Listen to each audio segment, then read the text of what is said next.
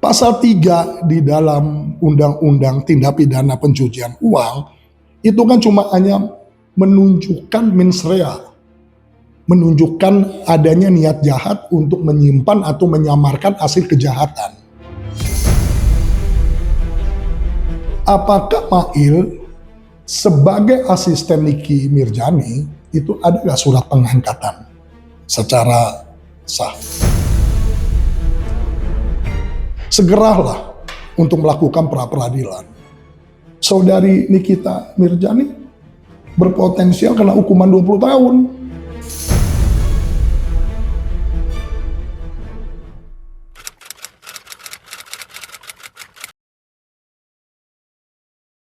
Jadi, kalau memang kenyataannya, anggaplah itu asistennya Nikita yang bernama Mail, itu juga tidak pernah ada pertemuan dengan korban. Apalagi Nikita Mirjani. Seharusnya itu dikenakan pasal 369. Nah, pasal 369 KUHP, kalau saya jelaskan secara ringkas, itu disebutkan barang siapa ya dengan maksud untuk secara melawan hukum memaksa seseorang ya dengan ancaman pencemaran. Ancaman pencemaran, bukan ancaman pemerasan. Atau pencemaran tertulis. Atau akan membuka suatu rahasia. Tentunya di dalam pasal tersebut ya itu memang untuk menguntungkan diri pribadi atau orang lain. Ya kan? Nah, yang supaya ya orang tersebut memberikan sesuatu kepada seluruhnya atau sebagian kepunyaan orang itu atau kepunyaan orang lain. Nah, kalau pasal itu digunakan atau diterapkan, ya tadi saya akan garis bawahi, memaksa seseorang ya dengan ancaman pencemaran. Berarti ancaman pencemaran atau pencemaran tertulis atau akan membuka suatu rahasia itu masih mempunyai korelasi dengan pasal 27 B ayat 2 dan pasal 45 ayat 10. Itu masih secara korelatif ya. Itu masih punya pautan. Tapi kalau pasal 368 ya itu sangat jauh. Kalau kita bicara secara rasionalitas hukum.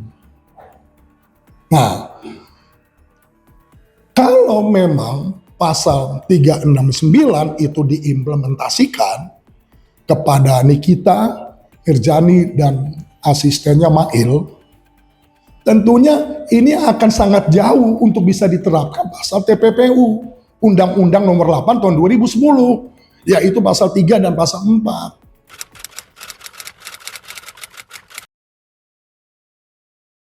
Kalau sekarang ini pasal berlapis, itu hukumannya kalau saya uraikan ya itu mengenai pasal yang dikenakan oleh si Nikita Mirjani itu 6, 9, 20. Undang-Undang ITE kena ancaman hukumannya 6 tahun. Pasal 368 pasal ancaman hukumannya 9 tahun dan tindak pidana pencucian uang ancaman hukumannya 20 tahun. Tapi kalau itu dipakai dengan pasal 369, emang 369 itu ancaman hukumannya 4 tahun. Nah, cuma kan persoalannya gini. Konstruksi pasal itu harus mempunyai rasionalitas hukum. Kita kan bicara hukum, ada yang namanya rasionalitas. Ya kan? Dikedepankan. Sekarang kita bayangkan, semua di dalam peristiwa hukum yang terjadi, ya yang terkait dengan Nikita Mirzani dan saudara Mail, ya, itu tidak pernah terjadi interaksi secara real. Itu semua terjadi secara maya. Mana bisa itu diberlakukan pasal 368? Gitu loh. Harus pasal 369 supaya mempunyai korelasi dengan pasal 27B ayat 2 dan pasal 45 ayat 10. Nah, kalau itu diterapkan, apa konsekuensi hukumnya? Tentunya akan berimplikasi bahwa pasal 3 dan pasal 4 TPPU ini akan sangat lemah.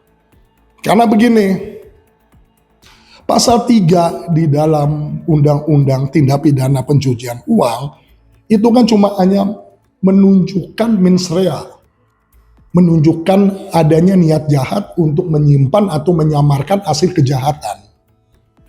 Ya kan? Nah, sementara di dalam pasal 4-nya itu adalah untuk menunjukkan unsur-unsur yang uang itu yang disimpan, yang disamarkan, ya kan? Apakah ada keterkaitan pihak lain yang memfasilitasi untuk terwujudnya suatu perbuatan pencucian uang. Perbuatan tindak pidana kalau di dalam hukum pidana istilahnya itu actus reus. Gitu kan? Nah, secara filosofis hukum pidana, seseorang dimintai pertanggungjawaban secara pidana kalau itu bisa dibuktikan yang namanya mens rea dan actus reus itu harus terbukti secara bersamaan.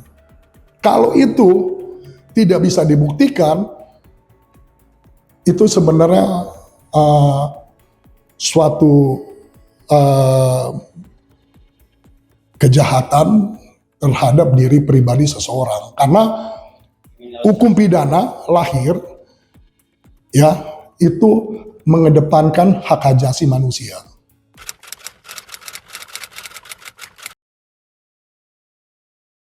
Ya, sebenarnya secara esensial hukum bahwa setiap subjek hukum itu adalah cakap hukum. Cakap hukum artinya setiap subjek yang sudah dewasa itu bisa diartikan dia bertindak secara hukum, itu disamakan bahwa tindakannya itu cakap. Nah, subjek hukum dengan subjek hukum lainnya itu berdiri sendiri, otonom. Nah, dia tidak bisa menjadi otonom karena di bawah naungan badan hukum. Misalnya perusahaan, bentuk PT, CV, dan sebagainya. Ya kan? Nah, pertanyaan saya, apakah Mail sebagai asisten Niki Mirzani itu ada nggak surat pengangkatan secara sah? Itu satu. Ya kan? Kedua, bagaimana membuktikan ya Mail itu bisa mewakili posisi seseorang untuk mengatakan kepada individu lain? Apakah ada kuasanya? Ya kan? Karena itu penting gitu loh, supaya ada penegasan bahwa orang tersebut itu jelas dia memposisikan sebagai apa, sebagai subjek hukum itu mewakili siapa, dan sebagainya lah. Itu banyak pertanyaan-pertanyaan untuk bisa kita eksplorasi mengenai tentang legal standingnya Mail. Ya, kalau itu pasal 368 dengan kacamata hukum tetap diberlakukan, sangat berpotensial pasal 3, pasal 4 Undang-Undang Nomor 8 Tahun 2010 tentang tindak pidana pencucian uang itu terrealisasi. Tapi kan ini ironis banget. Itu loh. Tapi kalau pada kenyataannya peristiwa hukumnya itu tidak dilakukan oleh tersangka, ya kan, yang sebagaimana dipersangkakan pasal-pasal tersebut yaitu 368 diubah menjadi 369. Nah, itu sangat kecil berpotensi untuk dikenakan tindak pidana pencucian uang. Jadi Nikita Mirzani hanya dikenakan Undang-Undang ITE. Itu yang terjadi karena saya di sini awalnya mau menjelaskan jangan juga gitu loh Nikita Mirzani yang belum tentu dia melakukan pemerasan, tapi itu sudah distigmatisasi gitu loh. Iya, dilabelisasi sebagai orang yang melakukan pemerasan. Padahal kita tadi sudah bahas secara ringkas. Pemerasannya di mana? Orang semuanya itu terkait dengan ancaman pencemaran kok. Gitu loh. Masa kalau kita sanding 369 ancaman pencemaran. Dengan pasal 27 ancaman pencemaran. Kalau pasal 368 irasional. Gitu loh, irasional. Jadi kita kembali lagi, saya sarankan kepada pengacaranya, segeralah untuk melakukan pra peradilan. Ya kan? Karena disitulah kita akan berdialektika hukum dengan hakim untuk menjelaskan pasal per pasal yang terkait dengan peristiwa-peristiwa para tersangka. Apakah itu dibenarkan konstruksi hukumnya atau tidak? Saya rasa sih begitu. Memang ada negosiasi. Pertanyaan saya, negosiasi itu secara real nggak antara pelaku dengan korban? Tidak pernah ada. Oleh asistennya, ada nggak interaksi secara real? Tidak ada. Itu maya. Bagaimana diterapkan ke dalam pasal yang sekarang ini ya, yang beredar ya, 368. 368 itu faktor determinan pelaku dengan korban itu harus saling interaksi secara real. Tidak maya. Makanya pasal 27 B ayat 2 dan pasal 45 ayat 10 itu sudah tepat.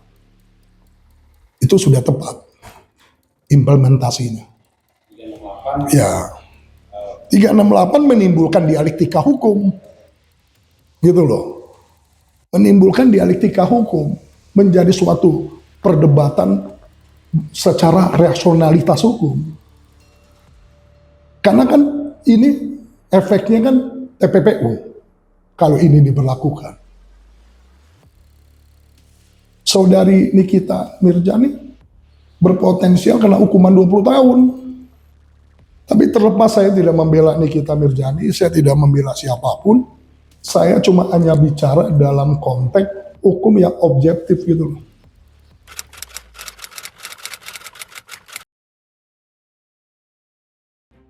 Dari awal saya udah kasih gambaran tadi. Nikita itu terstigmatisasi, sudah terlabel individualnya itu sebagai dugaan pelaku pemerasan. Padahal dugaan pelaku pemerasan itu menimbulkan pasal-pasal yang penuh dengan dialektika. Jadi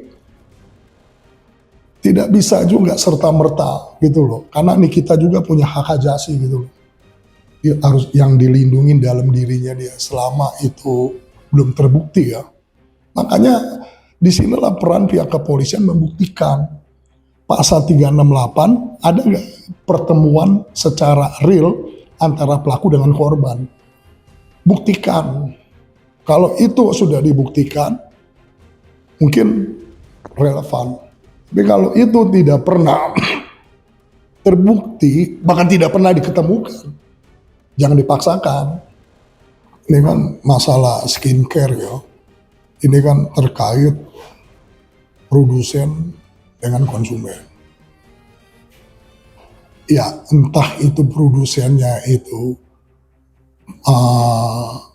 pada level di bawah 1 derajat ya, atau dia sebagai memang bukan produsen aslinya, tapi kan itu udah diatur di dalam Undang-Undang Nomor 8 tahun 1999 tentang Undang-Undang Perlindungan Konsumen.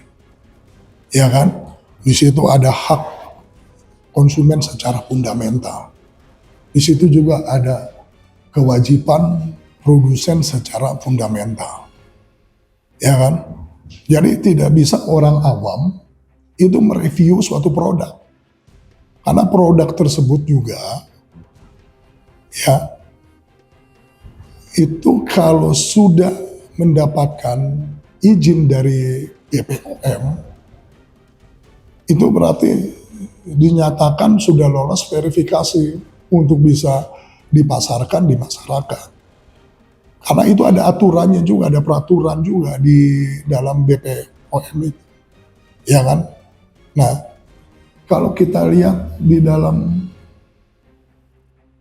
sekarang ini, konteks kekinian sekarang ini kan ada si A mereview produk, si B mereview produk, si C mereview produk. Capability yang bersangkutan itu apa gitu loh, capability-nya. Ya kan?